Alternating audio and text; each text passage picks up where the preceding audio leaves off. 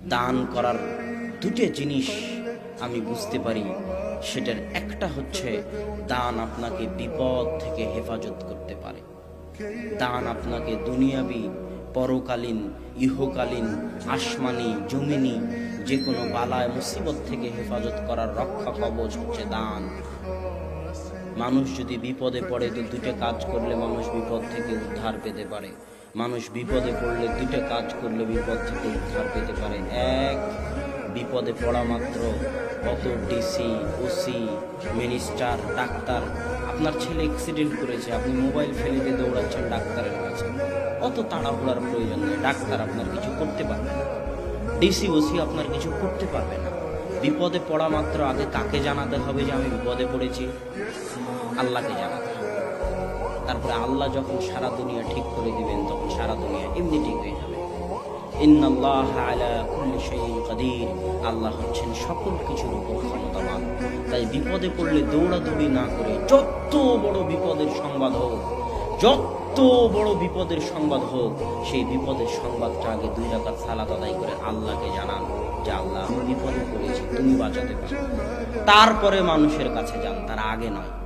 2, আল্লাহর রাস্তায় দান করেন, আল্লাহর রাস্তায় সাদকা করেন। যদি সালাত আদায় করে আল্লাহকে বলতে পারেন, আল্লাহর রাস্তায় দান করতে পারেন, যত বড় বিপদই হোক আশা করা যায় সেই বিপদ থেকে আপনি বেঁচে যাবেন ইনশাআল্লাহ। সম্মানিত উপস্থিতি, বলছিলাম আপনার বুদ্ধিমত্তার পরিচয় হচ্ছে যে আপনি আপনার নিজের জন্য কিছু করবেন, নিজের জন্য স্বার্থপর হবেন। আল্লাহ আপনার ইবাদতের মুখাপেক্ষী নয়, এই হাদিস নয়, বহু আয়াতেও আল্লাহ বলেছেন।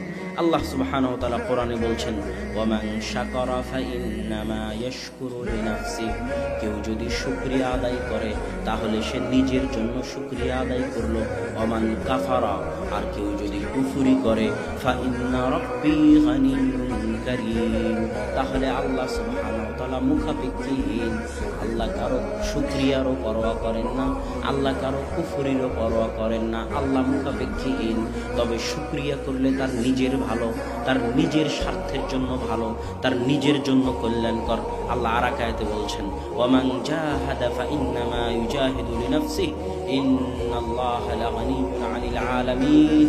কেউ যদি আল্লাহর রাস্তায় জিহাদ করতে বের হয়, যুদ্ধ করতে বের হয় শহীদ হওয়ার জন্য, তাহলে সে যেন মনে রাখে আল্লাহ মুখাপেক্ষী নয়। সে যদি শহীদ হয় তাহলে নিজের জন্য শহীদ, নিজে পরকালে বাঁচার জন্য শহীদ হতে যাচ্ছে। কথা মনে বুঝাতে পারে? আল্লাহ ওটাই বলতেছেন, ওমান জাহাদা ফাইন্নামা ইউজাহিদু লিনাফসিহি, যে যুদ্ধ করে, পরিশ্রম করে, দিনের কাজ করে, সে এটা তার নিজের জন্য করে। কেন? ফাইন্নাল্লাহা, কেননা আল্লাহ সুবহানাহু ওয়া তাআলা দুনিয়ার মানুষের সব কিছু থেকে আল্লাহ মুখাপেক্ষীহীন। আল্লাহ কারো শহীদ হওয়ারও মুখাপেক্ষী নন, আল্লাহ কারো সালাতেরও মুখাপেক্ষী নন, আল্লাহ কারো সিয়ামেরও মুখাপেক্ষী নন, আল্লাহ কারো তাসবিহ তাহলিলেরও মুখাপেক্ষী নন।